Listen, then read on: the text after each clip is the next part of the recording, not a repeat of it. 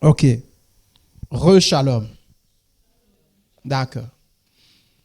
Alors, ce soir, nous voulons parler de l'assurance du salut. L'assurance du salut. Lorsqu'on dit l'assurance, il y a deux mots déjà assurance. Lorsqu'on parle d'assurance, on a déjà être sûr. L'assurance, c'est être sûr, être certain de son salut. L'assurance du salut. Alors, nous commençons par quelques questions. Est-ce qu'il est possible de savoir dès maintenant si on est déjà, c'est-à-dire que si on est sauvé? Est-ce que dès maintenant, quelqu'un peut dire qu'il est sauvé? Je vous pose la question et vous pouvez répondre dans vos cœurs, vous pouvez réfléchir et je vous permets même d'échanger si vous voulez savoir. Est-ce qu'il est possible de savoir, et quelqu'un peut aussi intervenir, ce n'est pas interdit, est-ce qu'il est possible de savoir actuellement, c'est-à-dire que là où nous sommes, est-ce qu'il est possible de savoir qu'on est sauvé? Est-ce que c'est possible? Oui ou non? C'est possible? Alors, une deuxième question. Est-ce qu'il est possible de savoir avec certitude, dès maintenant, qu'on sera avec Jésus au paradis? Est-ce que quelqu'un peut dire, je sais que je serai avec Jésus au paradis? Est-ce que c'est possible? Est-ce que ce n'est pas l'orgueil? Ah oui, mais parce qu'il y en a certains qui affirment que c'est l'orgueil. Oui, c'est de l'orgueil que de dire que tu es sûr que tu seras avec Jésus au ciel.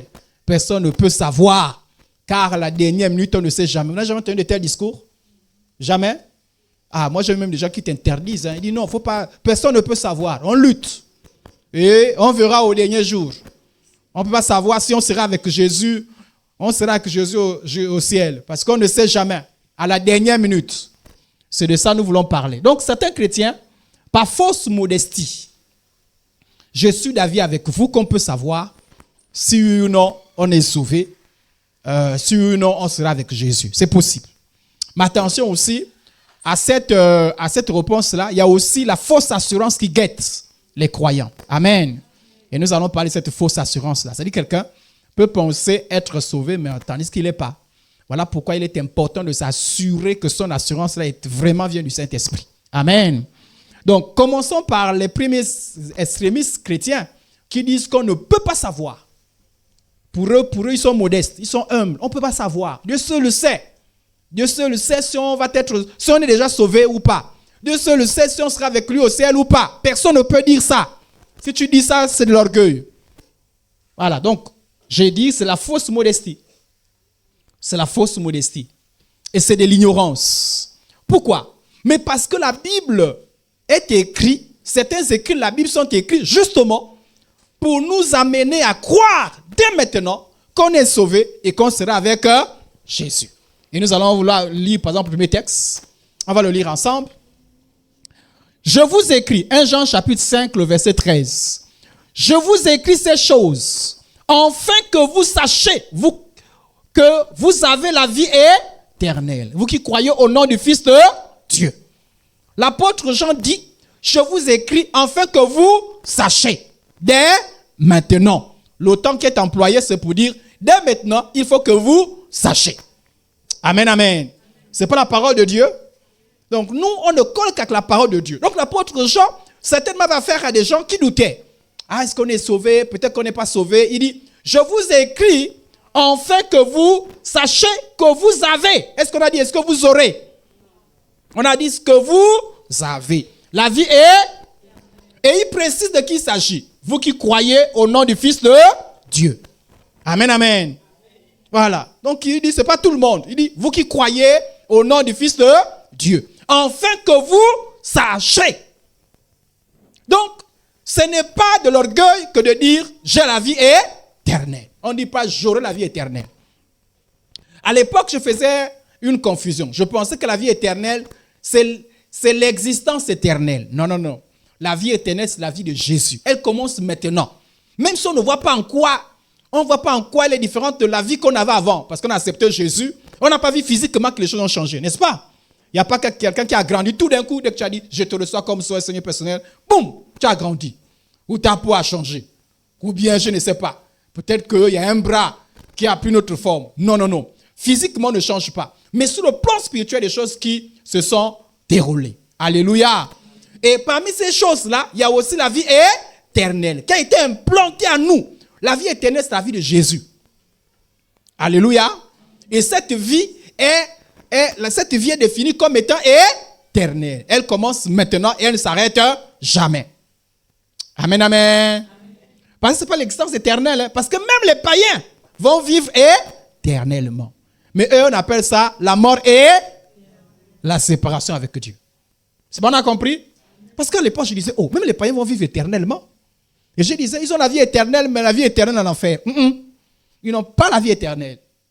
Parce que moi, je pensais que la vie ici, là, c'est l'existence. Ça ne s'agit pas de l'existence. On va tous exister éternellement. Mais la vie éternelle, c'est la vie de Jésus. Les païens n'ont pas la vie éternelle, la vie de Jésus. Nous, on a la vie de Jésus, et cette vie est dite éternelle. Elle dit, quand elle vient en toi, elle te conduit jusque dans l'éternité. Amen, amen. Donc, que vous sachiez, il est possible de savoir que je suis sauvé maintenant, en Christ Jésus. À condition que j'ai cru en Jésus. C'est bon? On pose le fondement déjà. Philippiens 1, 23, 24. Il y en a d'autres qui disent, oui, mais tu peux savoir que tu es sauvé maintenant. Mais rien ne te rassure que tu vas même rentrer au ciel. Parce que tu peux être sauvé maintenant, mais après tu ne rentres pas au ciel. Donc, et puis on voit des chrétiens qui un jour sont sûrs d'être sauvés et d'autres jours pas. Un jour sont sauvés, d'autres sûrs et d'autres pas. Et certains disent, oui, c'est normal qu'un jour tu... En fait, la Bible ne veut pas qu'on vive comme ça. Dieu ne veut pas qu'on vive comme ça. Dieu veut que l'on vive avec l'assurance qu'on sera avec lui au ciel. Amen, amen. Et ce n'est pas l'orgueil. Regardez ce que l'apôtre Paul disait. Les autres parlaient comme ça. Les autres ne disaient pas, ah, on ne sait jamais. Bon, peut-être que... Il n'y a pas de peut-être que. Eux, ils avaient cette assurance-là. Regarde l'apôtre Paul. Philippiens, dans son épître aux Philippiens. Philippiens 1, 23, 24. Je suis pressé des deux côtés. J'ai le désir de m'en aller et d'être avec Christ. Il dit, j'ai le désir de m'en aller. Voilà quelqu'un qui n'a pas peur de la mort. Il y a des endroits où on parle de la mort comme ça, on dit, oh, il ne faut pas nous maudire. Au nom de Jésus. Il n'avait pas peur de la mort. Il disait, en fait, lui-même, il voulait y aller au ciel. Il voulait aller au ciel. Mais lui, il dit, je veux déjà être avec Christ. Pourquoi il veut aller au ciel? C'est être avec Christ. Il avait l'assurance. Parce que ceux qui n'ont pas l'assurance de Christ, eux, la mort leur fait peur. Parce que pour eux, la mort, c'est tu t'arrêtes, tout s'arrête. Quand tu meurs, parce qu'eux, ils voient comment on traite les autres. Quand les autres meurent, on les met à la mort. Oh, vraiment. Voilà pourquoi c'est là où il y a la foi. Parce que toi, tu n'es pas mort et tu es revenu. Bon, il y en a certains qui ont fait l'expérience, hein. Mais toi et moi, on n'est pas mort et puis on est revenu. Et puis on dit non, moi j'ai déjà vu. Parce que j'ai vu, et ils ont plus que l'assurance, hein, parce qu'eux, ils ont vu. Mais nous, on lit, on dit, ah, la Bible dit, hein, voilà, on croit. Et si tu crois, ben, ça enlève la peur. Amen. Il dit, je désire de m'en aller être avec Christ. Ce qui est de beaucoup le meilleur. Ah, vous voyez la phrase là, il dit, ce qui est de beaucoup le entend. Voilà pourquoi souvent, on peut corriger quelque chose. Et vous savez, quand je corrige quelque chose, je dis toujours, oh. Alors, il y en a certains qui disent, font souvent des prières. Ce n'est pas de mauvaises prières. Hein. Seigneur, tu nous as fait la grâce d'être en vie, tandis que d'autres sont morts. Non, pour certains, c'est la grâce d'être mort. Est-ce que c'est que les gens qui ont la grâce de mourir? Ma Sévérine rit. Jésus a dit, je m'en vais, je prie pour vous. Soyez forts. J'ai fini. J'ai vaincu la mort. Je pars. Alléluia. L'apôtre Paul disait, j'ai achevé ma course. Étienne disait, reçois mon esprit. Il y a des gens qui ont la grâce. Ils ont fini avec la lutte avec le péché. Ils ont fini avec les soucis. Ils ont fini avec... je vous ai dit même l'assurance. Pourquoi je parle l'assurance du salut? Parce qu'il y en a certains qui sont, je suis sauvé, pas sauvé. Et ils ont fini avec ça. Ils sont dans la présence de Dieu, ils sont dans le repos. Ils ont fini avec les luttes avec les démons. Là-bas, il n'y a plus, oh, je combats, je chasse au nom de Jésus. Ils ont fini avec la fin du mois là, l'argent là. Ils ont fini avec, j'ai mal à la tête aujourd'hui, vous savez, frères et sœurs en Christ. Ils ont fini. Ils sont dans l'éternité. Ils ont fini avec, par la foi, nous allons voir un jour le ciel. Ils n'ont plus, nous allons voir. Ils sont dans le ciel. Ils sont dans l'éternité. Ils ont l'éternité à commencer pour eux. Donc, ils ne sont plus dans nos luttes. Ils n'ont plus besoin de jeûner. Là-bas, on ne jeûne plus. Là-bas, on ne fait même plus. Oh Seigneur, Seigneur avec eux. Là-bas, le Seigneur est en contact avec eux. Amen, amen. Donc, ils ont fini. Il dit, ce qui est de beaucoup le meilleur. Mais nous, quand quelqu'un meurt, nous tous, oh, vraiment. En fait, lorsqu'on pleure, c'est seulement, il est parti. Oh. Voilà pourquoi Dieu ne pleure pas comme les païens. Quand un chrétien meurt, on ne pleure pas comme les païens. Parce que quand on pleure là, quelqu'un n'a pas Jésus, pleure vrai. Parce que là, vraiment, c'est le début de cette souffrance, c'est pour l'éternité. Mais quand un chrétien meurt, c'est le repos. Voilà pourquoi Jésus, quand sa mort vient, il a dit, et il voit les gens qui pleuraient, il dit, ne pleurez pas pour moi. Pleurez pour vous. Alléluia. Et les vrais gens, vous avez remarqué que les vrais saints, quand la mort approche, quand ils voient trop inquiets, et j'en ai vu, moi j'ai vu des gens qui nous ont dit, laissez-moi mourir, laissez-moi tranquille, laissez-moi mourir. C'est vous là-bas, luttez fort. Moi je m'en vais au ciel. Alléluia. Amen, amen. Voilà pourquoi il faut avoir l'assurance. Parce que s'il y en a certains que la mort surprenne, il y en a d'autres qui voient la mort venir. Il y en a d'autres qui voient la mort venir. Il sait que non, là, il a la certitude là, que non, là je suis en train de partir. Amen, amen. Mais il y en a certains qui le voient, ils ont l'assurance. Ils ont l'assurance, ils savent que, vraiment rester, personne ne part en enfer, moi je vous précède. Alléluia. Ok. Il dit, ce qui est de beaucoup le meilleur. Et c'est vrai. Et l'apôtre Paul disait, la mort m'était gain. La mort m'était un gain. La mort. Voilà pourquoi la mort des saints, la Bible dit que, bon, je vais vérifier si vous lisez la Bible, la mort du juste. Alléluia. C'est que dans la Bible, ma femme cherche le verset. Vous allez noter ça. La mort du juste, à quoi? Continue. A du prix aux yeux de Dieu. Alléluia.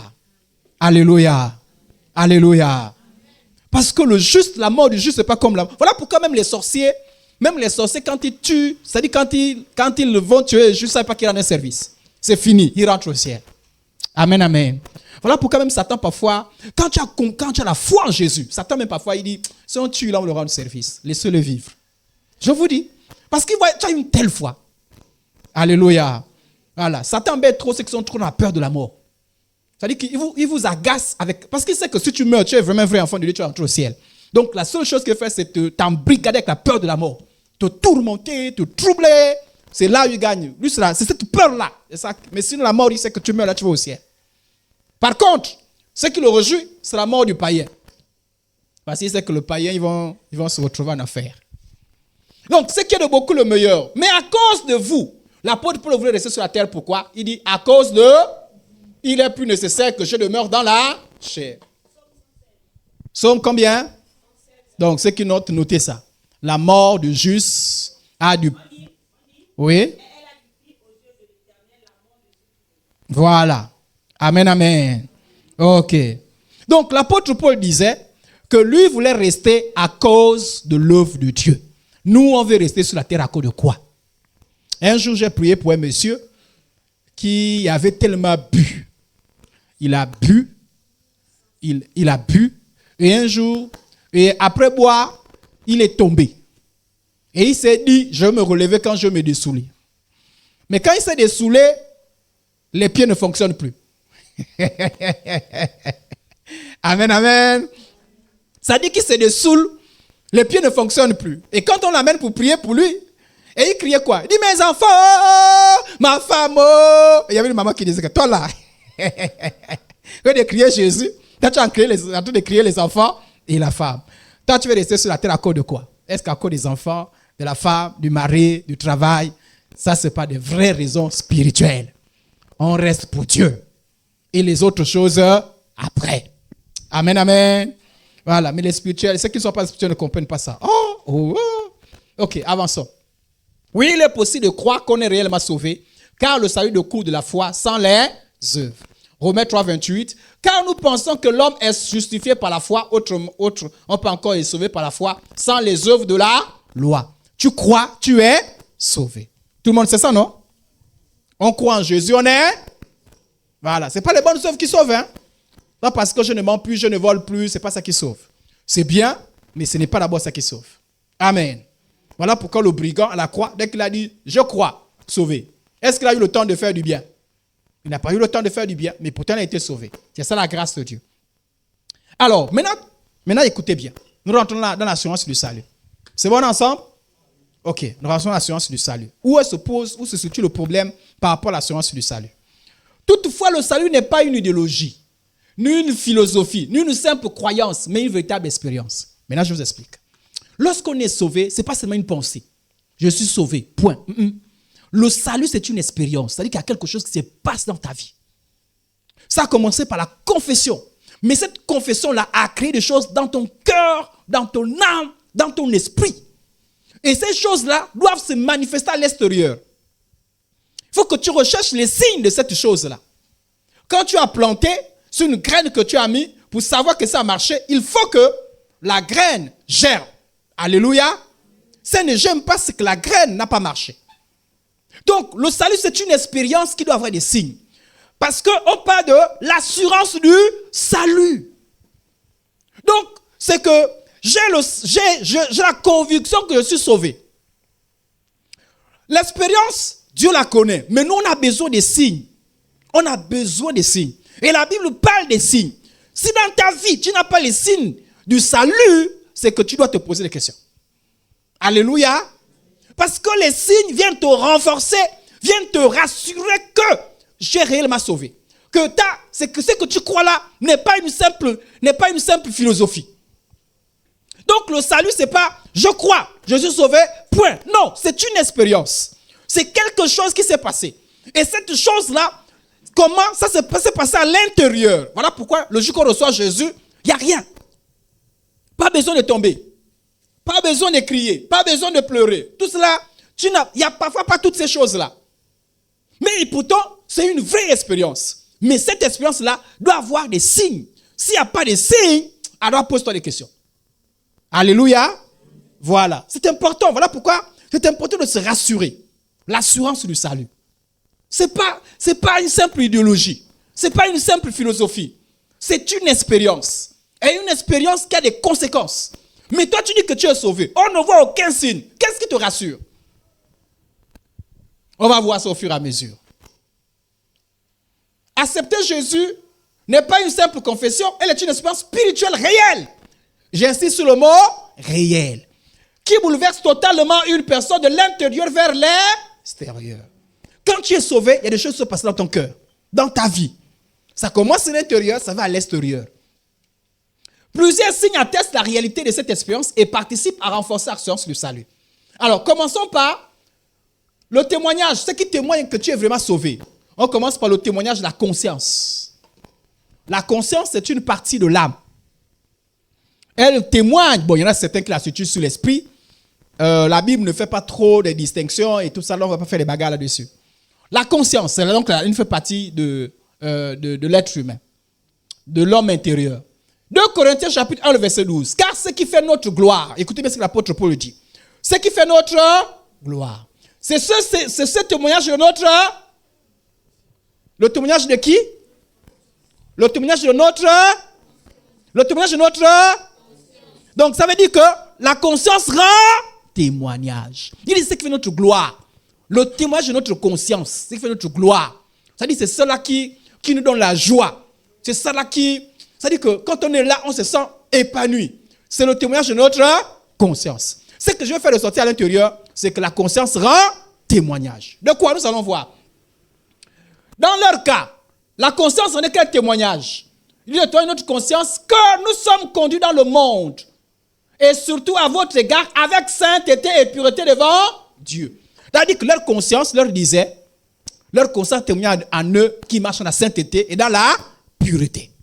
Alléluia. Alléluia. Et leur conscience disait, non, vous êtes comportés dans la sainteté, dans la pureté, dans le monde et devant Dieu. Alléluia. Alors, il est important de veiller à faire attention à sa conscience et à régler tous les problèmes de conscience. Frères et sœurs en Christ, la conscience, c'est une partie que Dieu a mis dans la vie de tout homme. Même les païens ont la conscience. La conscience, c'est ce témoin-là qui te juge. C'est-à-dire que la conscience, son rôle, c'est un juge. Voilà, la conscience, c'est un juge. Et la conscience réagit très souvent lorsque tu fais les bêtises. Voilà pourquoi les gens prennent très souvent, c'est-à-dire que sois attentif à la conscience, surtout quand on fait le mal. Ça ne veut pas dire que la conscience passe seulement quand il y a le mal. Hein. Mais on fait attention très souvent quand il y a le mal. Quand tu voles, personne n'est là pour te dire tu as volé. C'est ta propre conscience. Tu peux transpirer seul. Moi, quand j'avais appris qu'on ne triche pas à l'école, en 5e, j'avais triché. crois que c'est l'une des dernières classes où j'ai triché. Je crois, après là, je ne me souviens plus. Alors, mais j'ai voulu tricher. J'ai voulu tricher, hein. Mais je tremblais seul. Mais c'est moi qui vais tricher, non? On ne m'a pas pincé. Mais je ne suis pas à l'aise. J'avais la feuille parce que mon professeur, lui, quand il faisait le cours de rattrapage, il donnait le devoir aux gens avec qui il fait le cours de rattrapage. Donc, on connaissait déjà ça. Donc, qu'est-ce qu'on faisait? On prenait les exercices qu'ils ont fait le cours de rattrapage, on prenait les résultats et on gardait ça avec nous. Parce qu'on savait que dans le devoir là, il y a les exercices là. Et moi, j'avais ça. Seul, je tremblais. Le devoir vient de commencer. Mais qu'est-ce qui fait trembler? Ta conscience. Le devoir venait à peine de commencer. Moi-même, je me suis levé. J'ai pris la feuille. Je suis allé remettre le sac. Quand j'ai remis ça, la paix est revenue. Oh, seul. Il n'y a eu aucune menace. Amen. Seul. Il y a des choses que tu fais seul. Même dans ta propre pensée. Et ce qui est bizarre avec la conscience. Tu as pensé seul. Quand je veux voir, je veux l'insulter. Ta conscience te dit, et puis après tu dis que tu es chrétien. Après tu dis que tu es chrétienne. Seul. Tu luttes là seul. Seul. C'est pas bon. Alléluia. Donc la conscience c'est un juge que Dieu a donné aux païens et qui fonctionne également pour les chrétiens. Et il faut faire attention. La conscience fonctionne sur quelle base? Maintenant, je vous explique. Il y a ce qu'on appelle la loi de Dieu inscrite dans le cœur de l'homme. C'est-à-dire que lorsque Dieu a créé l'homme, il a inscrit dans la vie de tous les hommes sa loi. C'est la loi intérieure. Ce qui fait qu'on n'a pas besoin de chrétien pour savoir que voler, c'est mauvais. Alléluia. Voilà, pas besoin. Voler, c'est mauvais. La conscience a des limites. Alors, donc, la conscience... Dieu a inscrit sa loi. Tout le monde n'a pas besoin de chrétien pour savoir que voler c'est mauvais. Tricher c'est mauvais. Mais la conscience a besoin, puisque le péché a corrompu la conscience. C'est bon? Donc la conscience n'est pas un témoin très très fiable. La conscience peut se tromper. Je vais enseigner pas sur la conscience, ce n'est qu'une parenthèse, ce n'est qu'un aspect. La conscience est un témoin, mais pas trop fiable, parce que la conscience peut se tromper. Il y a des gens qui ont des problèmes de conscience. Mais quand le chrétien, quand on se convertit, le Saint-Esprit transforme notre conscience. De telle sorte que la conscience est là pour nous aider. Est-ce qu'on a compris? Donc, garder l'assurance du salut, c'est résoudre tous les problèmes de conscience. Alléluia. Quand tu es chrétien, ne traîne pas avec les problèmes de conscience. Parce que parmi les choses qui vont nous juger devant Dieu, il y a notre propre conscience. Oui. Les gens qui seront devant Dieu, devant le jugement dernier, il y a leur propre conscience qui va les juger. C'est-à-dire va témoigner contre eux-mêmes. Alléluia. Donc, le chrétien ne doit pas jouer. Quand tu veux marcher en assurance du salut, tu enlèves tous les problèmes de conscience. Parce que la conscience est là pour t'avertir. Ça, c'est pas bon. Ça, c'est pas bon. Donc, tu vas résoudre ça. Tu vas résoudre ça. Tu vas résoudre ça. Tu vas résoudre ça. Pourquoi? En faisant ça, tu es en train de t'affermir dans l'assurance du salut. Car tu ne peux pas avoir l'assurance du salut quand tu as les problèmes de conscience. On est ensemble? Amen, amen. 1 Jean 3, 21. Bien-aimé, on va lire ça ensemble. On est ensemble? C'est la parole de Dieu, hein? Bien-aimé, si notre cœur, en fait, quand on parle du cœur là, quand la conscience fait partie du cœur, on a compris? Quand on parle du cœur, en fait, dans le cœur, c'est le fond de notre être. Donc, normalement, c'est institué le cœur dans l'esprit. Bien-aimé, si notre cœur ne nous condamne pas, si notre conscience ne nous condamne pas, nous avons de l'assurance devant Dieu. Est-ce qu'on a compris? Donc, il faut toujours veiller à ne pas avoir des problèmes de conscience. Quand ta conscience te dit ça, ce n'est pas bon, résous ça, mon frère. Résous ça, ma soeur. En le faisant, tu gagnes de l'assurance devant. Tu gagnes l'assurance devant.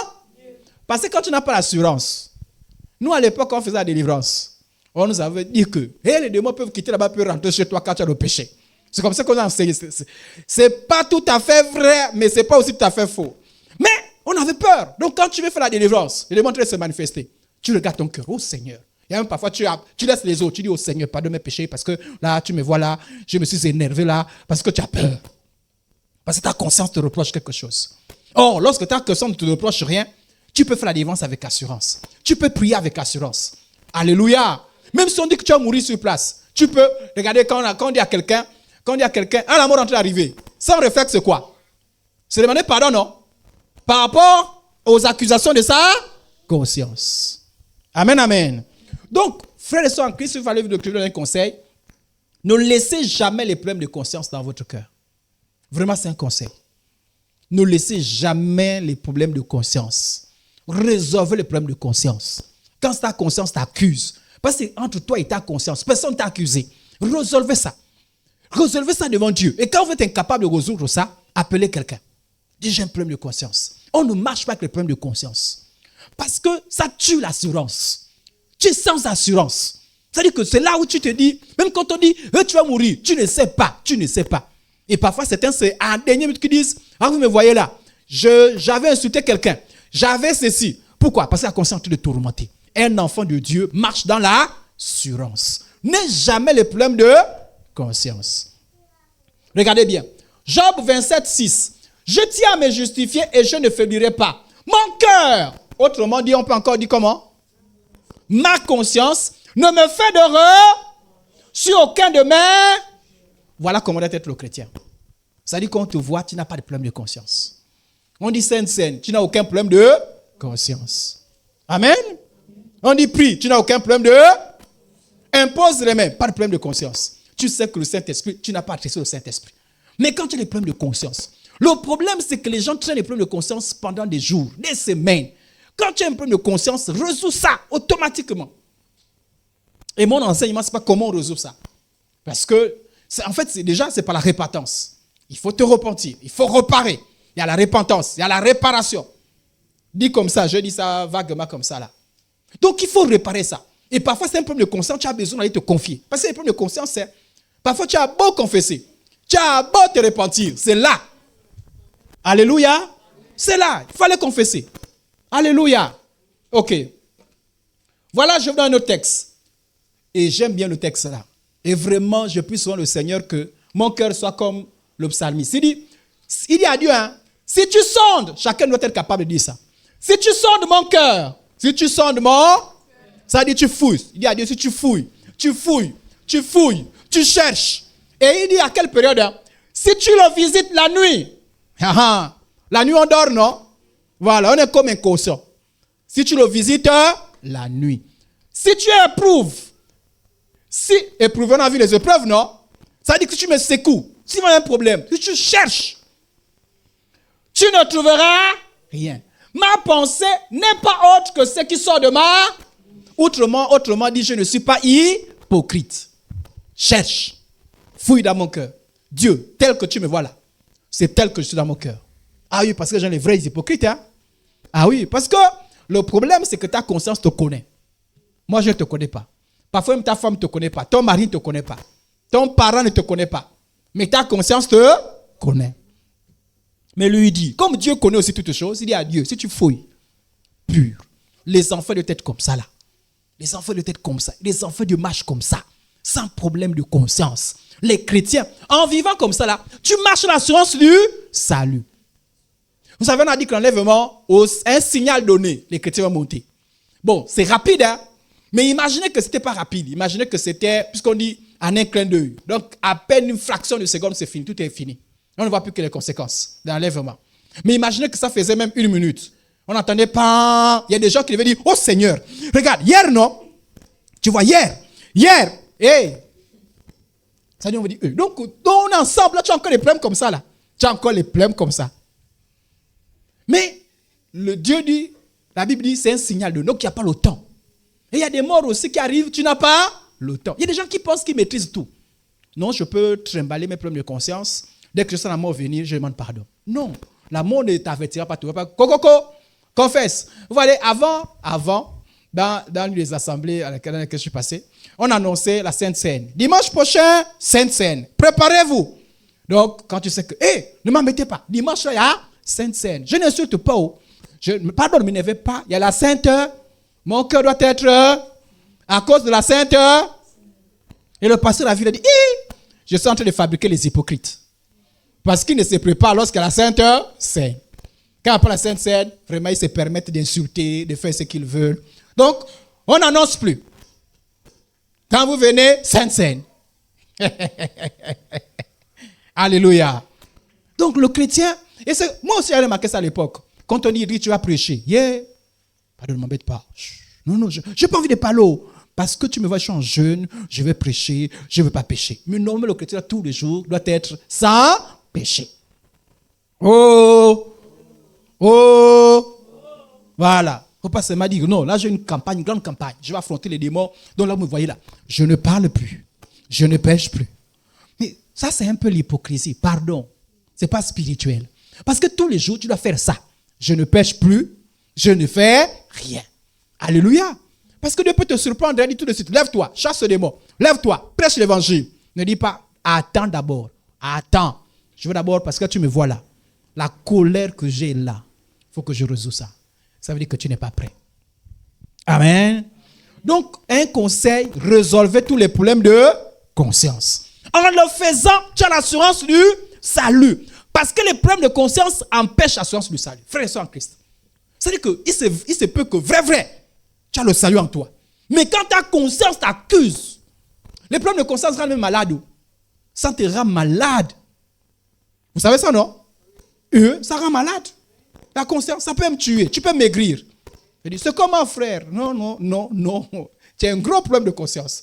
Bon, maintenant, il y a des gens qui ont une conscience morte. C'est là où je suis en train d'arriver. Ça veut dire que la conscience est morte. Et quand ta conscience est morte, regardez, il y a ce qu'on appelle l'insensibilité de la peau. Il arrive parfois que tu marches, tu ne fais pas attention, non? C'est la peau qui t'indique que là, il y a une pointe.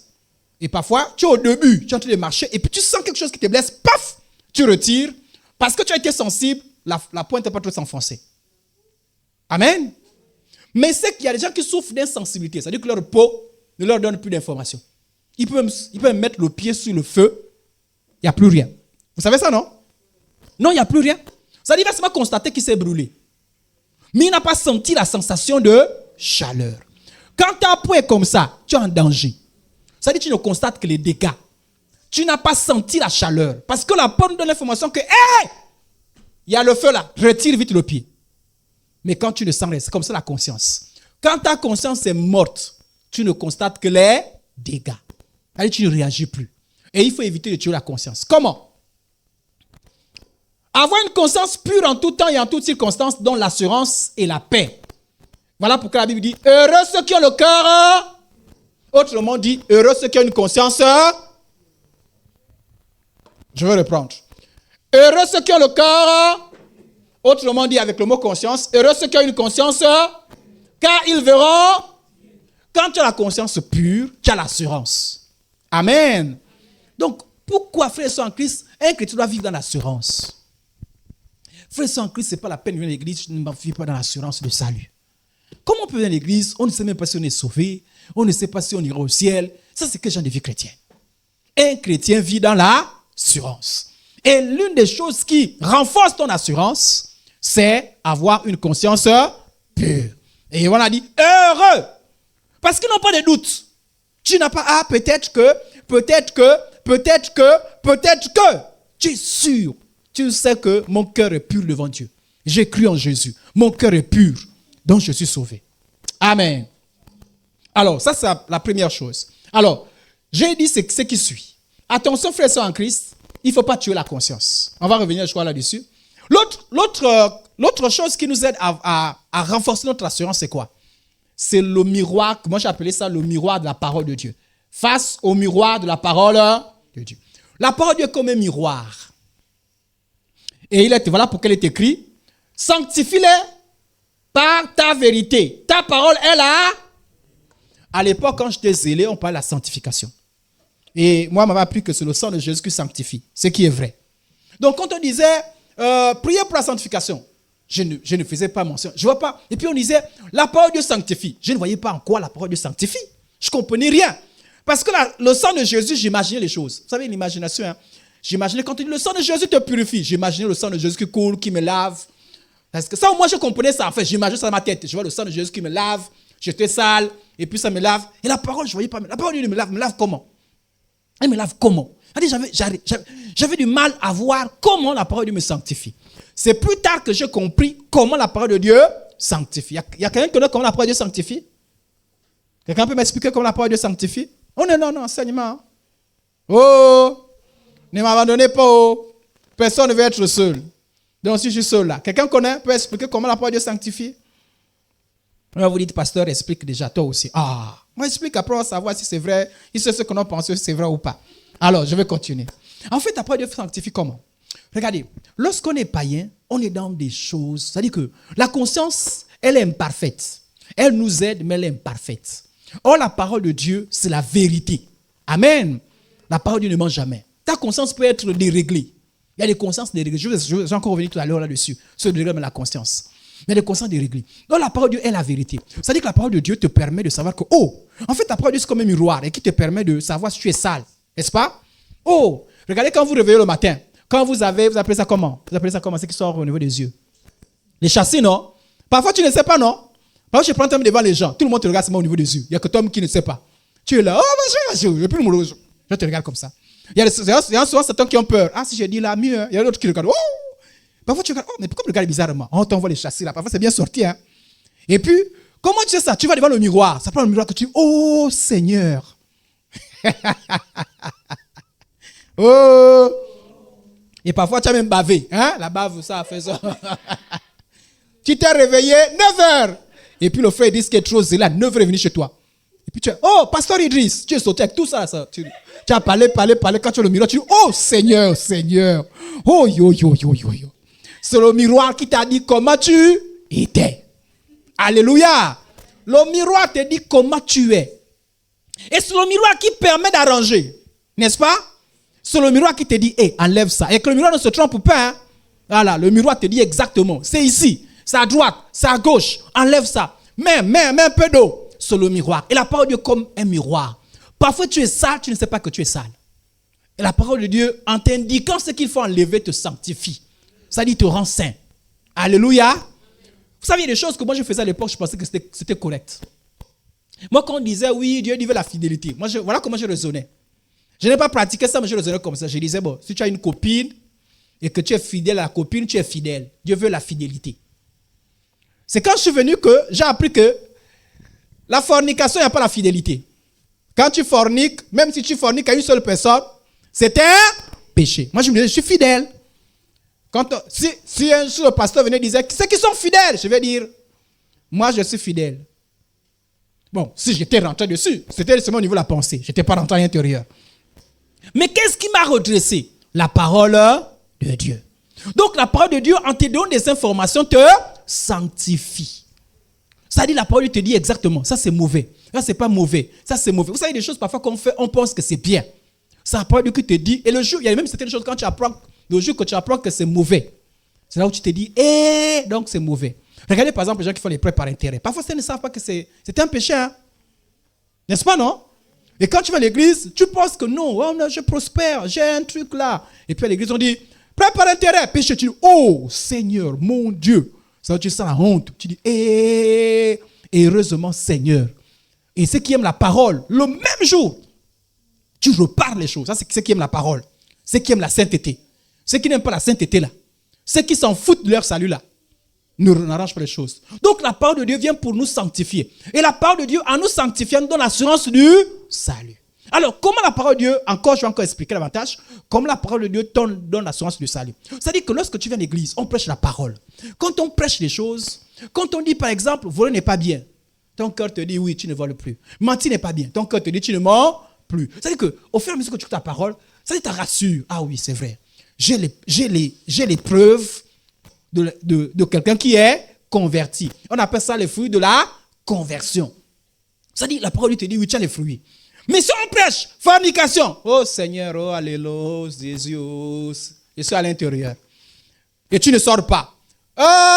Mensonge, oh, je suis à l'intérieur, oh, tu ne sors pas. Idolâtrie, oh, je suis à l'intérieur, oh. En fait, tu te condamnes. Je ne sais pas si on comprend. La parole de Dieu te rassure. C'est-à-dire quand tu as la parole de Dieu, ton cœur est en paix. C'est-à-dire que c'est un témoin qui est là. Ton cœur est en paix. C'est comme quand tu te sens propre. Tu vas dans le miroir. Tu te regardes. Tu vois, non, là c'est bien. Non, là c'est bien. Non, la chemise est bien repassée. Oh non, là c'est bien. Mon visage est clair. Ça te rassure. Même si quelqu'un te regarde bizarrement, la seule pensée que tu as, c'est qu'on me regarde à cause de ma beauté. Alléluia. Parce que tu t'es regardé. Même si on dit à peine 2 minutes, parce qu'à 2 minutes, les chassis ne peuvent pas sortir. Mais si en 2 minutes, quelqu'un fait ça, on est 5. Pardon, fais comme ça. Toi, tu as quand même dit non, moi, quand même, je me suis bien regardé. Ce n'est pas comme celui qui ne sait pas regarder au miroir. Amen, amen. Amen, amen. Donc, la parole de Dieu donne l'assurance. Voilà pourquoi ceux qui fuient la parole sont en danger. Parce que tu ne connais pas la situation de ton salut. Tu ne sais même pas si tu es sauvé ou pas. Et moi, je vois souvent des gens qui disent, je préfère aller là-bas. Là-bas, on prêche la parole selon l'homme. Mais il faut qu'on prêche la vérité. Hein? Ah oui, hein? Il y a des gens qui n'aiment plus la vérité. On dit, ta parole est la vérité. Rassurez-vous que vous êtes là où on prêche la vraie parole. Parce que si on vous ment, vous êtes dans le mensonge. Vous n'avez pas d'assurance. La parole nous rassure. Voilà pourquoi lorsque tu as des doutes, tu vas chercher les doutes où c'est? Dans la parole. Parce que les gens souvent, pasteur, est-ce qu'il est permis à un chrétien de faire ça? Est-ce qu'il est permis à un chrétien de faire ça? Normalement, pourquoi tu poses la question au pasteur? Parce que je dis, le pasteur a lu la Bible. Et le pasteur doit t'amener dans la Bible. Parce qu'il pense. Amen, amen. Voilà. Le pasteur te dit, la Bible dit ça, la Bible dit ça. Pourquoi? Parce que tu veux te rassurer. Je veux te rassurer. Un jour, il y a un frère en Christ qui est venu et il voulait faire un petit business lors de la Saint-Valentin. Et lui, il était un peu embêté dans sa conscience. Et il fabriquait des calendriers pour donner aux amoureux, faire des petits cadeaux. Et puis, sa conscience s'est un peu interpellée. Et il a remarqué que, parce qu'il est à l'université, il allait un peu partout, il a remarqué que la plupart des gens auxquels il vendait ces calendriers-là n'étaient pas des personnes mariées. Donc, il disait, peut-être que je participe à l'impudicité. Est-ce que vous voyez? Donc, c'est comme ça qu'il est arrivé. Oui. Et puis, on a eu la parole de Dieu. On a dit, vraiment, si ton cœur est sensibilisé là-dessus, que ce que tu fais favorise l'impudicité, écoute, peut-être, soit tu choisis, c'est-à-dire tu es rigoureux, si tu as des commandes, tu fais des choix, mais c'est vraiment difficile. Voilà pourquoi, par exemple, les chrétiens ne vendent pas du vin. Voyez, non? Il y a des commerces que les chrétiens ne font pas. Parce que tu as conscience. Mais ces questions-là, on trouve des réponses où? Dans la parole de Dieu. Donc, non seulement, il s'est dit, bon, écoute, on a étudié quelques versets de la Bible, mais au vu de ces versets-là, il s'est rendu compte que ces versets, aucun verset n'encourageait à faire ça. Pour lui, parce que c'était un évangéliste, pour lui, sauver les âmes, c'était plus important que de gagner de l'argent. Amen, amen. Voilà. Donc, il a perdu beaucoup de clients à cause de sa conscience qui le reprochait. Mais pour mieux éclairer la conscience, on allait chercher la parole de Dieu. Donc, c'est important, frères et sœurs en Christ, quand votre cœur se remue, cherchez toujours, dans tout ce que vous faites, parce que la parole de Dieu dit ça. La parole de Dieu dit ça. Même si quelqu'un vous dit quelque chose, rassurez-vous que ce que la personne a dit se retrouve dans la parole. Ainsi, vous gagnerez, parce que Dieu va nous juger avec sa parole. Est-ce qu'on a compris? Si la parole de Dieu qui te juge, elle ne te condamne pas, tu as l'assurance, non? Amen. Si quelqu'un te dit, vous là, ce que vous faites là, je vais vous porter plainte. Quand vous regardez autour de vous, vous regardez la loi. Vous regardez la loi, vous ne voyez pas en quoi vous faites du mal. Est-ce que vous serez embêté? La loi ne vous condamne pas. Est-ce que vous serez embêté? Mais si la loi vous condamne, vous allez rentrer, vous allez dire, un peu comme nous. On s'est dit, faisons les papiers. Parce que si on fait les papiers, on a une illégalité. On a fait nos papiers, on est tranquille, non? Voilà, personne ne peut nous lapider. Parce que nous, on a règle avec l'État. C'est bon? C'est comme ça la parole du Seigneur. Donc, plus tu te rapproches à la parole du Seigneur, plus tu gagnes en assurance du salut. Amen, amen. Il faut vivre dans l'assurance. Ne laissez jamais un conflit avec la parole. Frères et sœurs en Christ, ne restez pas en conflit avec la parole. Qu'est-ce que j'entends par en conflit? C'est-à-dire que tu sais que la parole de Dieu interdit ça. Mais tu t'entêtes, mon frère. Mon frère, tu es en train de rentrer dans un chemin où tu manques d'assurance. Et il n'y a que toi. C'est-à-dire que là, c'est là où on dit, peut-être, parce qu'on ne sait plus. Amen. Hébreux 4:12. Car la parole de Dieu est vivante et efficace. Plus tranchante qu'une épée quelconque. À deux tranchants. Pénétrante jusqu'à partager âme et esprit. Jointure et moelle. Elle juge. On dit ensemble, elle juge les sentiments et les pensées du cœur. Voilà pourquoi on s'énerve quand on écoute la parole. Et puis on regarde le prédicateur. Mais il est orgueilleux, hein? Il se permet pour qui? En fait, ce n'est pas toi, c'est la chair qui est en train d'évoluer. Pourquoi? Parce qu'on a touché ce qui est dans ton cœur là-bas. Voilà pourquoi les prédicateurs souffrent. Hein? Parfois, oui. Parce qu'il y a des prédicateurs qui souffrent. Hein? Voilà pourquoi, frère et sœur, que je vous donne un secret. C'est un prédicateur pour éviter les problèmes, parce qu'ils veulent être en paix avec vous. Ils veulent votre argent. Ils veulent votre sourire. Ils veulent vos biens. Évite les problèmes là où on juge les sentiments. Donc, on vous parle que les bonnes choses. Tu seras béni. Amen. Tu seras guéri. Amen. Le Seigneur avec toi. Amen. Point. Mais quant à dire, un enfant de Dieu ne ment point. Et tu as le problème. Alléluia. Voilà, personne. Pardon. Parce que la parole là juge les pensées du cœur. Moi, à l'époque, ça m'énervait quand on prêchait. Ça m'énervait. Surtout lorsqu'on parle. Ça dit que parfois, je fais un effort de venir à l'église. Je fais un effort. Je pars à l'église. Je parle. Je m'assois. Et je vois un prédicateur. Et il est souriant. Et il est fier. L'homme péché.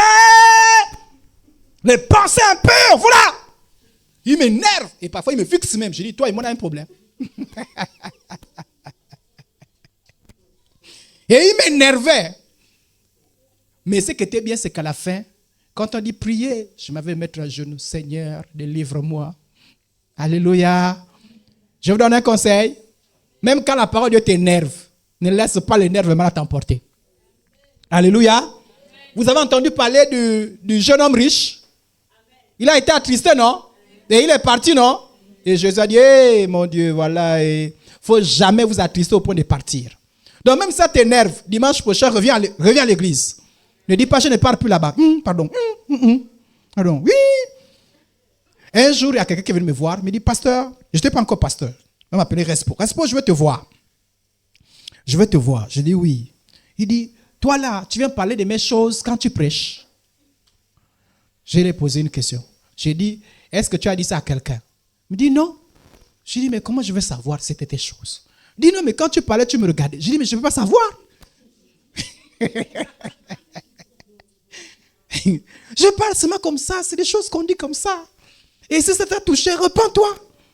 Alléluia. Heureusement qu'on n'avait pas parlé. Heureusement. Mais j'ai compris. Parce que la colère montait. La colère montait. Alléluia. Laissez la parole de Dieu juger vos cœurs. Même quand vous méditez la Bible, ne méditez pas seulement les versets que vous aimez. Oui, il est avec moi, je serai avec vous tous les jours jusqu'à la fin du monde. Oh, là, le verset était bon aujourd'hui. Hein. Quand tu tombes sur un verset, la convoitise. Non, c'est pas ça. Oh, convoitise. C'est quel verset encore? Nul le sang se fait. Nul le sang se fait. Non, on prend tous les... Même les messages qu'on suit sur les réseaux sociaux, hein, c'est pas seulement qu'on dit comment les 7 étapes pour être béni sur le plan spirituel. Alors ça, c'est un bon verset. Comment marcher dans la crainte de Dieu. Ça, c'est pas bon. Ah là, c'est encore jugement. Non, attention, frères et sœurs en Christ. Toute la parole de Dieu. Alléluia. En étant en contact avec la parole de Dieu, on acquiert quoi? L'assurance. Amen, amen. Amen, amen. J'acquiers l'assurance du salut, plus je suis en contact avec la parole. Voilà pourquoi dès que la parole sort, il faut que je me mette en accord. Je me mette en accord. Et là, c'est là où je parle de ceux qui sont en conflit et avec la conscience et avec la parole. C'est un drame et un jugement contre soi de laisser les problèmes de conscience perdurer. Frères et sœurs en Christ, quand ta conscience te dit, Kala, c'est pas bon, tu fais tu es en train de tuer la conscience. Quand la parole de Dieu te dit, ce n'est pas bon, tu sors là, c'est-à-dire que tu transpires par la parole de Dieu, tu transpires, le cœur fait coum, plus on prêche. Vous savez, les prédicateurs bien, maintenant d'autres là-bas, ils crient, ils te regardent, ils te crient. Le cœur fait poum. Et parfois, il y a encore des élans, encore, il vient l'imposer, mais tu dis, ne me touche pas, ne me touche même pas, parce que j'ai mes problèmes. Alléluia. Mais tu sors de ce culte-là, au lieu d'aller réparer les choses, tu dis, oh, heureusement, enfin, repose-toi bien. De justesse. On a failli t'enlever du péché là. Non, je ne sors pas du péché là. Amenez-moi ma bière. Le prédicateur a trop péché sur la bière. De justesse, j'ai arrêté ça. Enfin, il n'y a plus personne qui me juge. Mon frère, ma soeur, tu es en train de te causer des problèmes. Tu risques d'avoir pas d'assurance du salut. Quand tu parles à l'église, tu comptes sur quartier, on ne sait jamais. Et même quand tu parles là, ta conscience te dit, arrête. Et même quand tu parles, on sait que c'est la bouche seulement. Oui, qui est sauvé? Moi. Ta conscience te dit qu'à baisse la main. Depuis là, regarde la dernière fois la prédication, là, tu as résolu le problème. Tu n'as pas résolu, non? Tu as toujours le même problème, non? Alors, moi je t'ai dit conscience, je t'ai dit que ce n'est pas bon. Tu n'as pas résolu, non? Alors, baisse la main.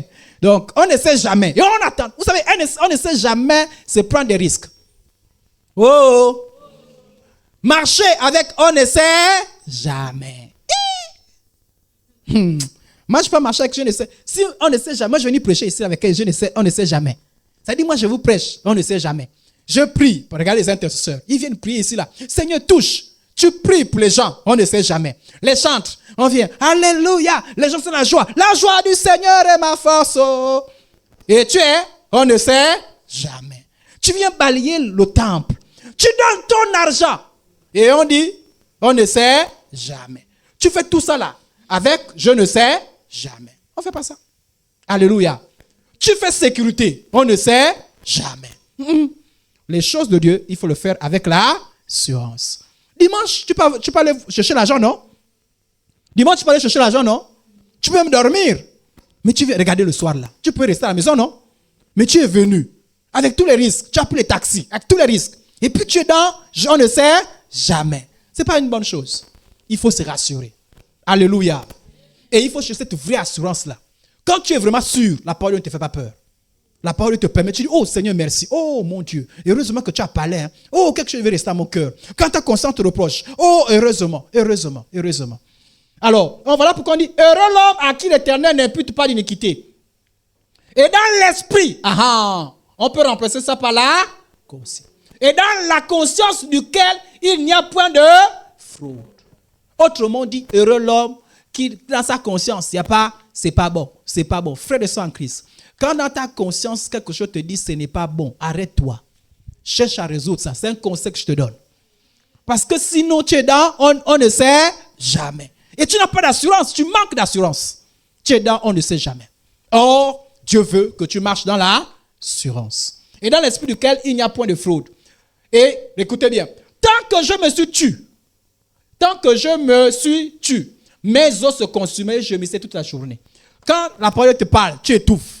Quand la conscience parle, tu étouffes. Tu es dans la culpabilité. Et c'est ce qu'on appelle les péchés de culpabilité. Alléluia. Alléluia. Et je vous conseille, frères et sœurs en Christ, n'entrez jamais dans cette vie-là. Soyez sûrs de votre salut. Alléluia. Ça dit que si Jésus vient, tu es sûr que tu es sauvé. Et l'assurance du salut, ce n'est pas une histoire de groupe. Comme tout le monde est sûr, moi aussi je suis sûr. Ça ne marche pas comme ça. Comme ma femme est sûre, moi aussi je suis sûr. Mon mari a dit que non, mon mari dit qu'il sera au ciel. Donc c'est sûr que moi aussi je serai au ciel. Mon père a dit qu'il sera au ciel. Donc moi aussi on sera. Il n'y a pas, c'est l'histoire toi personnellement. Amen, amen. Donc il faut que tu gagnes l'assurance. Amen. On peut avancer encore un peu? L'une des conséquences de résister aux interpellations de la conscience, et là j'insiste la conscience, est la corruption ou la mort de la conscience. C'est-à-dire, ça veut dire quoi? C'est-à-dire que si tu étouffes la conscience, à un moment, ta conscience va plus te reprocher de quelque chose. Et tu arrives à une dimension où tu pêches, mais ça ne te dit plus rien. Et vous avez, par exemple, prenons l'exemple des pasteurs, ils volent, ils viennent prêcher Jésus. Ils vont vous dire, là-haut, un jour j'irai, il pleure. Mais c'est un voleur. Et vous dites, vous là, il faut rentrer au ciel, il ne faut pas rentrer au ciel. Moi, je serai au ciel. Mais c'est un voleur. Sa conscience ne lui reproche plus. C'est-à-dire que dans son, il vole, mais il est en paix. Il fornique, il est en paix. Mais adultère, il est en paix. Ta conscience est morte. C'est-à-dire que plus rien. Il y a même des gens, même la parole de Dieu prêche, fornication, ça ne dit plus rien. C'est-à-dire quand il voit l'autre, oh, mais toi je t'ouvre pourquoi? Pourquoi tu es embêté? Moi, je ne suis pas embêté. Et vous avez les gens comme ça, là. Ça dit, ils sont là. Ça dit que les choses de Dieu ont fait. Mais la conscience est morte. C'est comme tout à l'heure, je vous ai dit, quand la peau ne réagit plus, quand elle n'est plus sensible, ça dit que tu te brûles, mais tu ne te vois pas brûler. Quelqu'un te dit, oh, mais tout ton pied est brûlé. Et ça, tu ne constates que les conséquences. Mais tu n'as pas vu brûler. Et tu vas te retrouver en enfer sans le savoir. Il ne faut jamais tuer sa conscience. ne faut jamais tuer sa conscience. Parce que la conscience nous aide. Ne tuez jamais votre conscience. La conscience t'aide. Il faut résoudre les problèmes de conscience. Mais il y a ce qu'on appelle la conscience faible. C'est la conscience faible, c'est quoi? C'est-à-dire que tu aimes tellement le Seigneur, tu veux tellement être sauvé, ce qui est bien, que ta conscience, c'est-à-dire qu'elle n'est pas éduquée par la parole. C'est-à-dire, elle te dit péché, même ce qui n'est pas péché. C'est-à-dire, quand j'étais assis, j'ai taqué là mon frère un peu, Kevin Matangoy, j'avais fait un peu comme ça là. On dirait que c'est un péché. Est-ce que faire comme ça, c'est un péché? Mais quand ta conscience te dit que c'était un péché, et que tu dis, oh, mais c'est un péché. Puis quand tu vois, tu la Bible, il n'y a aucun verset qui t'accuse. Tu es responsable. Non, mais ce n'est pas un péché. Ah, mais moi, j'ai fait 2 jours, j'avais même peur d'aller en enfer. Non. Ta conscience est faible. Elle n'est pas encadrée. Alléluia. Voilà. Mais mieux encore la conscience faible qu'une conscience morte. C'est de cela que la Bible dit. Ah, je n'ai pas mis le verset là. Je n'ai pas mis le verset. Où la Bible dit que certains vont même tuer, pensant rendre un culte agréable à Dieu. Parce que la conscience ne leur dit pas que c'est un crime. Il n'y a plus rien. Amen. Voilà pourquoi souvent quand vous suivez un peu la télévision, dans les réseaux sociaux, vous avez ces personnes qui se disent chrétiens, mais il est homosexuel. Mais il est homosexuel. Puisqu'il a tué la parole, c'est-à-dire qu'il a combattu la Bible. Oh, la Bible, là, le verset n'était pas bien écrit, on combat la conscience. La conscience ne dit plus rien. Il faut faire attention dessus. Alors, nous sommes toujours dans l'assurance du salut, on avance un tout petit peu. Les preuves dans la nouvelle, c'est-à-dire que lorsque tu veux marcher dans l'assurance du salut, il faut veiller à ce que tu as les preuves du salut. Ou encore la nouvelle naissance. C'est bon ensemble? Amen? Mais on va vérifier s'il y a les preuves du salut. S'il n'y a pas ces preuves-là, tu es dans la confusion. Tu es dans la confusion. Comment tu peux avoir l'assurance du salut, tu n'as pas les preuves? Maintenant, nous voyons quelques preuves. La victoire sur le péché. On va lire ensemble. C'est la Bible qui parle, hein? Ce n'est pas Idriss. Quiconque est né de Dieu. Quiconque est né de...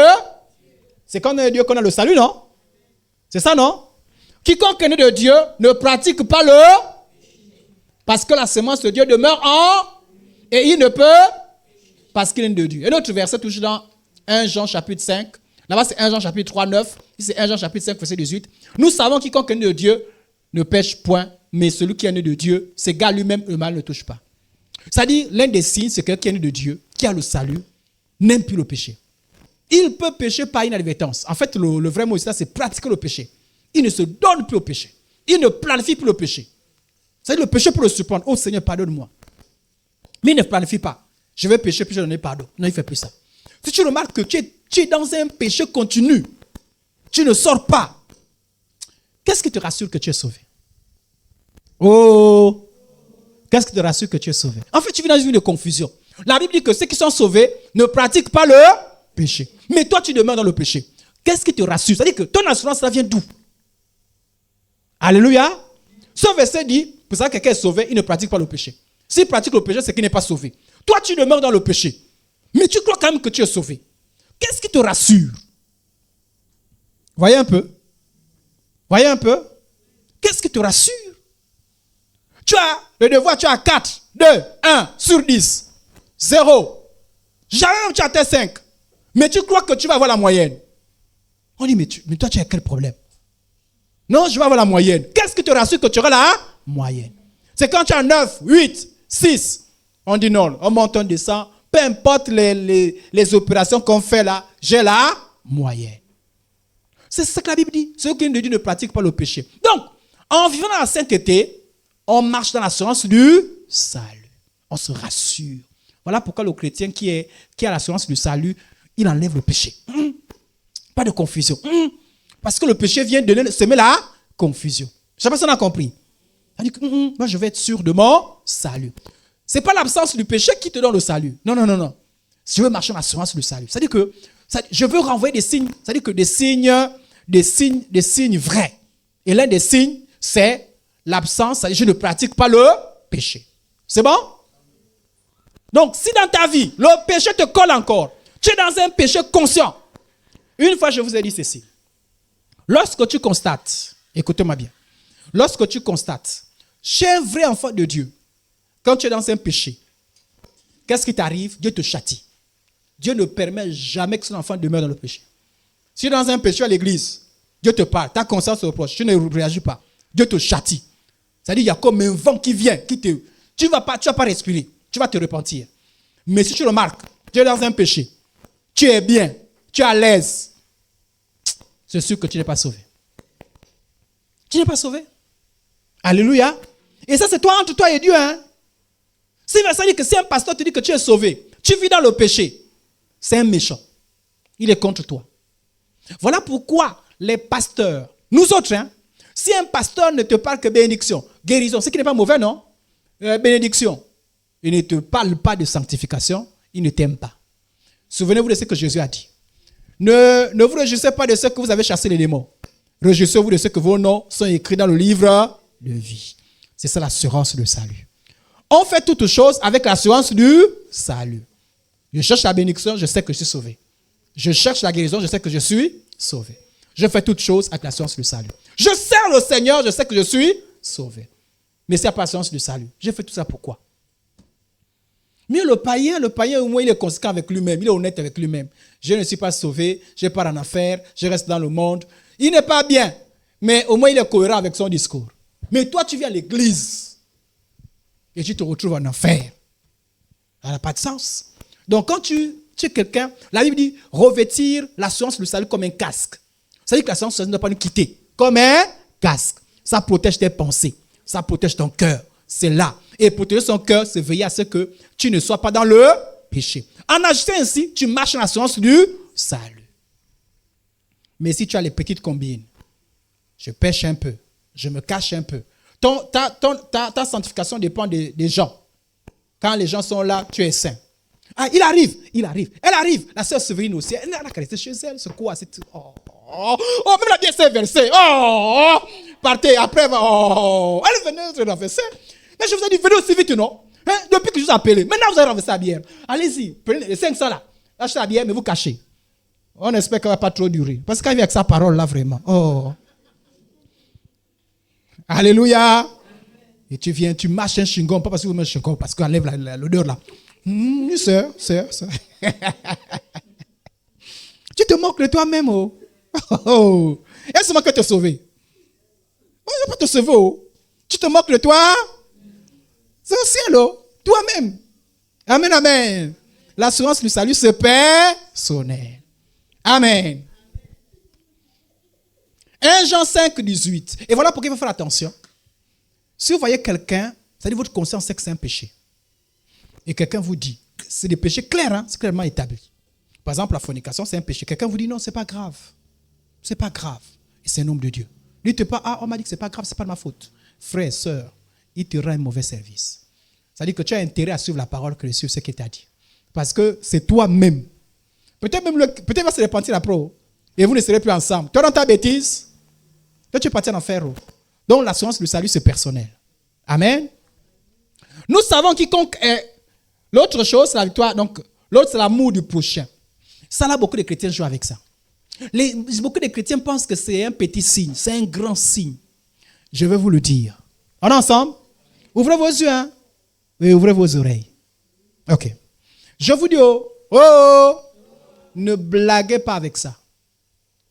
Écoutez bien.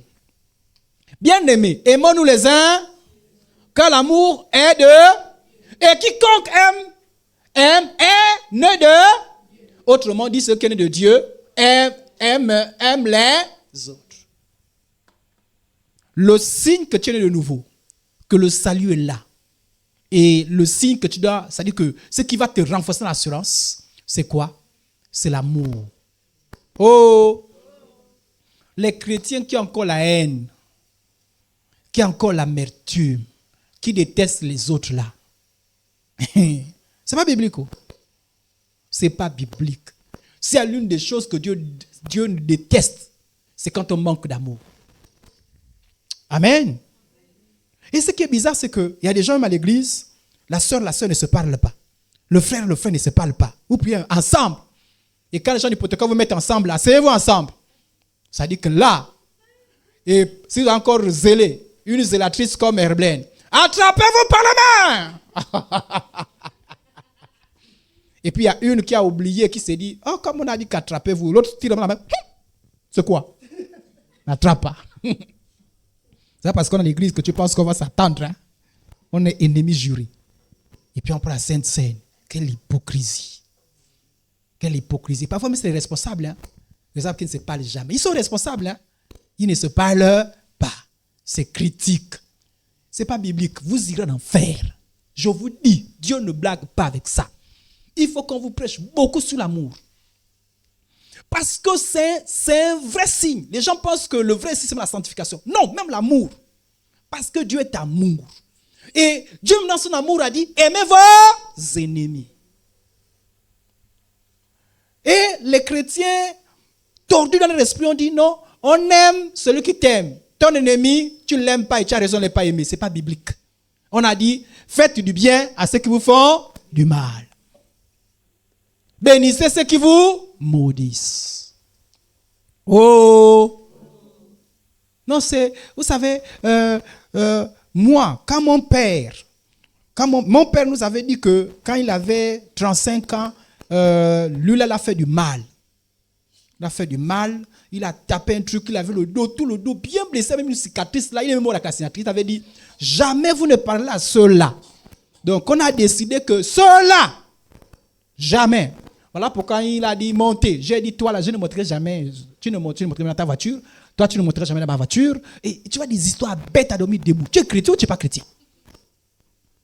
Oh! Si tu as encore des ennemis, répare ça vite. Tu ne peux pas dire que tu as la science du salut. Tu es dans Ticatier, on ne sait jamais. Le chrétien ne déteste pas les gens. Le chrétien aime. On n'a pas dit que le chrétien s'attend avec tout le monde. Oh! On n'a pas dit maintenant que tu vas aller manger avec tout le monde. On n'a pas dit ça. Ah, c'est parce que je vous enseigne, hein? Oh! Est-ce que je vous ai dit qu'aller manger avec tout le monde? Ah, il faut être prudent, n'est-ce pas? Mais la Bible dit qu'il ne faut pas haïr. Quelqu'un passe. Un saint. Une sainte. Non, c'est comment? Non, attends, tu ne sais pas ce qu'il m'a fait. Ce qu'elle m'a fait. Ce qu'elle m'a fait. La dernière fois, je suis parti à l'église. Elle a regardé ma robe. Elle pense que je n'ai pas vu. Hein? Et puis elle a souri. J'ai dit la fille là. Elle et moi. C'est quoi? Oh. Oh. Surtout les femmes, les bagarres. Je bénis le Seigneur que je n'ai pas encore réussi les bagarres des femmes ici là. Rassure-moi qu'il n'y aura pas les bagarres des sœurs. Dans notre milieu, hein, les sœurs qui ne se parlent pas. Toujours les sous-groupes. Et il y a même... Non, il y a des vraies bagarres. Hein. Il y a même des sœurs qui font les virgules aux autres. Il y a même des sœurs qui prennent les maris des autres, qui draguent les maris des autres. Il y a des vrais trucs. Hein. Il y a des sœurs qui vont critiquer les autres. Les sœurs qui prennent les sujets de prière des autres, qui viennent mettre au quartier. Il y a même les sœurs, ça dit que les sœurs au quartier, quelqu'un qui te déteste. Elle vient s'associer à la personne. Et les histoires bêtes. Et puis on arrive à l'église. Lèvons nos mains vers lui. Ouh! Hypocrite, vous n'entrerez pas au ciel. Le chrétien aime. L'amour là, ce n'est pas l'amour naturel. Amen. N'attendez pas quand votre corps vous dit d'aimer que pour aimer. Parce que le corps n'aime pas aimer. La chair n'aime pas aimer. On n'aime pas l'esprit. C'est-à-dire, tu dis, ma chair ne veut pas t'aimer, mais Seigneur, j'aime.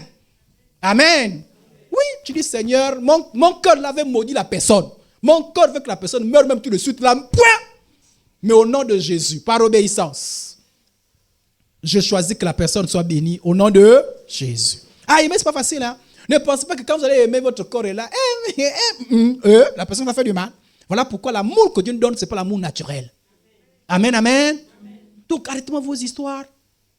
Des petites choses. Vous ne pouvez pas rester en paix tranquille. C'est interdit pour un chrétien. La Bible dit, soyez en paix avec tous si possible. Mais toi, tu es chrétien.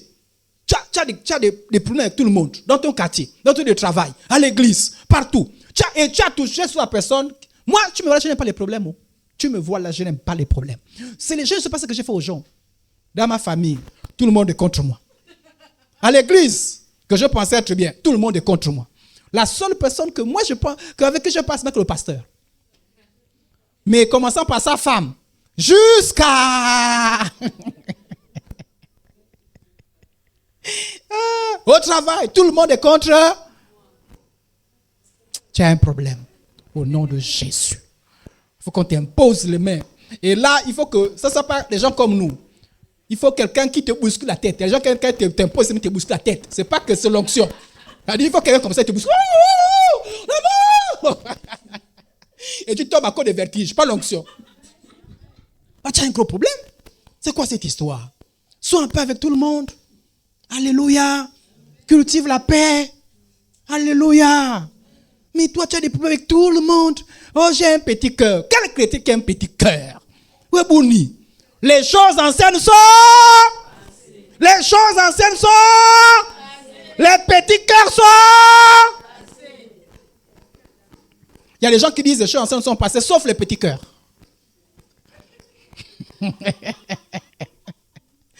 On apprend à aimer, non? Ça veut dire que l'amour là, c'est pas un amour naturel. On est d'accord, n'est-ce pas? Parce que naturellement, tu sais que naturellement. Et c'est ça le témoignage. C'est là où tu dis, moi, normalement, naturellement, me connaissant avant, moi, est-ce que j'avais connaissé? J'avais autant de gens. J'étais tellement trop fier de moi-même. Je m'en fous des gens. Je ne parle avec personne. Mais Jésus a rempli mon cœur. Alléluia. Alléluia. Changez vos cœurs au nom de Jésus. C'est ça les vraies prières. Oh. Seigneur, change-moi. Mais toi, tes prières, c'est moi. Bénis-moi, protège-moi. Au nom de Jésus. Mais le cœur là, jamais. Et le cœur là, tu assumes. J'ai un petit cœur. J'ai un petit cœur. N'assume pas le petit cœur. Au nom de Jésus, l'année là, 2024 se termine, tu as un gros cœur. Et tu rends témoignage. Frères et sœurs, vous voyez là, j'avais un petit cœur. Mais vraiment, depuis la prédication, là, mon cœur a grossi, il est grand déjà. Tu peux dire tout faire. Bon, pas physiquement, hein. Tu n'as pas de problème de cœur. Amen. Mais je parle du cœur spirituel. Amen. C'est-à-dire, tu peux m'insulter déjà. Là, maintenant, tu viens comme Jésus. La Bible dit, injurier, il ne rendait pas. C'est pas ça? Non, non. À l'église, on supporte, non? Mais toi, tu quittes l'église parce qu'on t'a fait... Mais l'église, tu supportes? Oh! Un jour, il y a un membre qui m'a insulté mal. Mal. Et quand le membre m'a insulté, le membre m'a pas dit responsable risque. Le membre m'a dit Monsieur Woko. Et pam! Je vous dis pas pam! Alléluia! On s'entend bien. La semaine, je vais encore rencontrer le membre en question là. On s'entend bien. Parfois, je l'embête même. Quand je l'embête, je dis seulement Monsieur Woko. Hey! Le membre se souvient. Hey, dans l'histoire là. Il m'a dit, oh, mais c'est l'histoire là. Mais sérieusement, humainement parlant, la chair voulait se soulever. Et même si tu n'es pas fort. Il y a des choses même quand tu n'es pas fort. Hein. Ah oui, il y a des choses même quand tu n'es pas fort, tu as envie quand même. Quand tu n'es pas fort, tu as envie de montrer que là, c'est trop quand même. J'ai envie de me soulever, puis taper coup de tête. Alléluia. Même si on te tape après. Moi, on retiendra que dans la Bastille, là, tu as quand même tapé sur le coup de tête. Et puis, il y a aussi les dents. Les dents aussi peuvent venir au secours. Et quand on n'est pas fort, on fait comment? Alléluia. Mais Jésus a transformé les cœurs. Amen. Non, sortez de là. En ayant l'amour, ça dit que... Et c'est là où on dit, ah, mais tu aimes. L'amour, là, ça dit que tu te renforces dans l'assurance du salut. Alléluia. Ça dit que même, ça dit que vous avez les signes. Ah, mais ça dit que le Saint-Esprit témoigne l'amour, l'amour, l'amour. Et le témoignage là te rassure que tu es sauvé. Mais si ton cœur est rempli, même les païens souvent inventent des histoires. Je ne dis pas forcément qu'elles sont toutes vraies. Où les gens meurent, ils sont tourmentés. Pourquoi? Parce que les problèmes, les gens avec qui ils ont des problèmes, tous, il a l'impression qu'il voit tout le monde. Parfois il dit, reviens, résous les problèmes. Oui. Alléluia. Parce qu'il n'est pas bien de rester avec les problèmes. Donc arrêtez-moi vos histoires. Là, le jour que je vois un responsable qui a un problème avec l'autre, les deux, je vous mets sous lui, même si tu as raison. Supportez-vous les uns. Alléluia. Voilà. Les chrétiens, ça peut arriver, oui, on ne s'est pas compris, mais fini. Tu ne viens plus à l'église? Non, non, non, non, non, non. Vous voyez, seule, elle est venue, elle est passée, elle m'a regardé, elle m'a fait, elle est passée, et puis quand elle est passée, elle a fait la chose comme ça là. Oh, mais elle fait la chose comme ça, Hugo. Oui, mais c'est moi, c'est à cause de moi. C'est comme si elle montrait que je suis chiffon. Oh, mais Bouni. Toi aussi. Et même si c'était vrai, tu pardonnes, non? Amen, non? Voilà. Et puis la soeur en Christ sourit, là, toi tu le souris, là, dans le cœur, tu es en train de dire, voilà, toi et moi. Oh! Alors, on va terminer avec ce troisième signe. Et puis, on va continuer dimanche. La victoire sur le monde. L'une des choses qui te rassure que tu es sauvé, ça dit que les choses du monde ne te tiennent plus prisonnier. Je vous dis, quand tu es encore dans les choses du monde, dans la boisson, dans la musique, qu'est-ce qui te rassure? Parce que la Bible dit que, parce que tout ce qui est né de Dieu, on dit tout, non? Est-ce qu'on a dit quelques-uns? On a dit tout ce qui est né de... C'est une affirmation. Hein? Tout ce qui est né de Dieu triomphe du... Et la victoire qui triomphe du monde, c'est notre foi. C'est-à-dire que tu as la foi en Jésus, tu dois triompher du monde. Quand tu triomphes du monde, tu es rassuré. Parce que je veux dire, naître quand il a une nouvelle naissance, on fait aussi allusion au salut. Donc, ça dit quand tu triomphes du monde, ça dit que tu te rassures que tu es sauvé. Si on te dit quels sont les signes qui montrent que tu es sauvé, je ne pratique plus le péché. Ce sont les signes, ce n'est pas ça qui t'a donné le salut. Alléluia. Vous devez me comprendre, hein? Ce n'est pas ça qui t'a donné le salut, mais c'est les signes que tu es sauvé. Je ne pratique plus le péché. L'amour de Dieu a rempli mon cœur. J'ai pardonné tous ceux qui me... J'aime tous même ceux qui me détestent. Et je triomphe du monde. Mais toi encore, la musique du monde, tu es dedans. Oh, depuis que je prêche qu'enlevez vos musiques du monde sur les téléphones, vous en avez encore. Vous avez encore les CD mondains. Vous aimez encore ces choses-là. Vous mettez encore j'aime sur les choses du monde, sur les réseaux sociaux. Une musique du monde, j'aime. Comment toi tu es chrétien, toi tu aimes la musique du monde? Oh, ne me dites pas comment pasteur tu nous surveilles. Non, je n'ai pas surveillé. Je parle. Amen. On a pu aimer la musique du monde. Un chrétien qui aime la musique du monde, ça c'est élémentaire. C'est très élémentaire. C'est très élémentaire. La boisson, un chrétien qui se bat encore avec la boisson. C'est quoi cette histoire? La mode. Tu as encore, c'est-à-dire que la Bible dit ne vous conformez pas au siècle présent. Soyez transformés par le renouvellement de l'intelligence. Tu es dans tout ce qui est mode. Comment les chrétiens avec les décolletés? Comment on peut voir toute ta poitrine? Et après tu demandes entretien avec le pasteur. Pasteur, entretien. Au nom de Jésus de Nazareth. Quand tu es nouveau, on supporte. Amen. Ah oui, je donne un conseil, je donne. Si vous voyez une nouvelle personne qui arrive, ses habits déchirés, faites-la asseoir. Veillez seulement qu'elle ne dérange pas les prédicateurs et tout le monde. D'accord? Laissez vous voyez ses cheveux façon, laissez venir. La parole va transformer. Mais toi, tu es ancien. Toi, ça fait longtemps. Tu es même baptisé. Comment je trouve encore des habits? Bon, maintenant, il arrive qu'on s'habille, on ne se rend pas compte. Ça peut arriver. D'accord? On est ensemble? Et ne soyez pas aussi rigoureux dessus. Ça peut arriver. Hein? Frère comme soeur, tu t'es habillé là, tu pensais que j'étais bien habillé. Mais quand on arrive, on dit wow! Et ne teste pas la personne qui vient te dire ça. D'accord? Voilà. Si vous avez un doute, parce que les habits, c'est un peu un doute, amenez une troisième personne. Hein? Ne faites pas les débats. Oui, mais pourquoi tu dis que ma robe est comme ça là? D'abord, tu es jalouse. Donc, tu es là pour me surveiller. Non, on ne va pas le débat comme ça. La sœur a dit, elle a pensé. Il faut bien que quelqu'un vienne te dire ça, non? Elle peut se tromper, mais tu dis, sœur, je suis un peu, est-ce qu'on peut appeler une autre sœur? Et toi qui viens de dire ça, aussi frustré. Ne dis pas, comment j'ai parlé, n'a pas cru. Toi, tu es Dieu. Tu as donné ton avis, non? C'est bon, la sœur a dit, amenez une troisième personne, une quatrième, et si on n'est pas d'accord, appelez un peu le pasteur. D'accord? Voilà. Mais au moins, ne fais pas les bagarres. Et c'est que moi, je vois dans les médias là, n'amenez pas ça ici. Parce que moi, je vois les pasteurs, femmes comme hommes, les chantres, tu les vois habillés là, mon Dieu, tu sens la pourriture. Ça dit que la dernière fois, j'ai vu une chante là, elle a mis jupe serrée, ça dessine. Et elle a un corps, on dit comment? Les formes. Et dans les formes là, elle a voulu danser. Elle est descendue. Descendez. Tchouaa! Oh Seigneur. Si tu es un frère charnel, là, il est content. Et puis, au moment où parfois les gens se déchaînent, viennent devant là. Si tu es un frère charnel, il est là.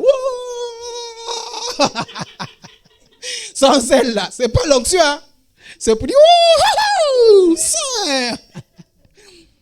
Bon, quelqu'un va dire, mais peut-être qu'il va trouver un mari comme ça. Si on t'épouse à cause de ça, tu es mal.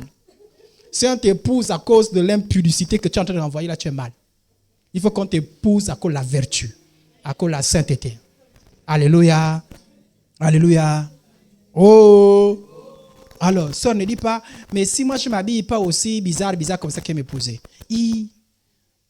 La sœur en Christ, ce qui fait la force, ce n'est pas ces choses bizarres. On peut être bien habillé, présentable, bien, dans la chasteté, dans la bienséance, dans la pudeur, dans la modestie. Amen. Amen. Ah, ça, c'est choses du monde. Les choses du monde. Quand moi j'étais jeune, même au début de ma conversion, je faisais les vagues quand je me coiffais. C'est-à-dire, les vagues, c'est quoi? Tu te coiffes, tu mets les trucs comme ça. Là. Je mettais les vagues. Et à un moment donné, je me suis dit, je mets mes vagues. Que les gens le veuillent ou pas, même à l'église. Mais quand j'ai compris que ça scandalisait, amen, on a enlevé ça. Amen, amen. Donc, tu as triomphé du monde. Quelles sont les choses du monde? Toi, toutes les fêtes, les fêtes mondaines, tu es là. Toutes les fêtes, c'est-à-dire que dès que tu entends fête, tu es là où il y a le monde. Tu es dans les bars. Tu es, et tu dis, Seigneur, pardonne-moi, je te supplie parce que là c'est la fête. Ça, tu es dans le monde te gagne encore, t'attrape comme ça là. Le monde te plie, le monde t'attrape. Celui qui est né de Dieu triomphe du monde. Fête ou pas fête, tu as vaincu ces choses. Oh, Sainte Barbe. Un chanteur païen arrive. Toi, tu as fait quoi au stade? Concert païen. Et quand je te rencontre, tu me dis non, je m'avais seulement la kermesse. Pendant la kermesse, le chanteur païen va faire ces choses. Cherche les choses saintes. Amen. Oh, que Dieu nous aide. Donc, je vais conclure, et dimanche, on va continuer, en disant ceci, frères et sœurs en Christ. Il est bien qu'on marche avec l'assurance du salut. Car, avant les récompenses, il y a le salut. Les chrétiens qui travaillent pour Dieu seront récompensés. Mais en toutes choses, rassurons-nous que nous sommes sauvés. Or, triompher du monde, manifester l'amour, marcher dans la sanctification, faire attention à la conscience, être en accord avec la parole, participe à l'assurance du salut. Et le chrétien a marché avec l'assurance du salut. Maintenant, quand vous trouvez qu'il est plus à ce niveau-là, réparez ça vite. Amen. Réparez ça vite. Ne boudez pas. Ne bloquez pas la parole de Dieu quand il vient pour vous réparer. On va baisser la tête et on va prier.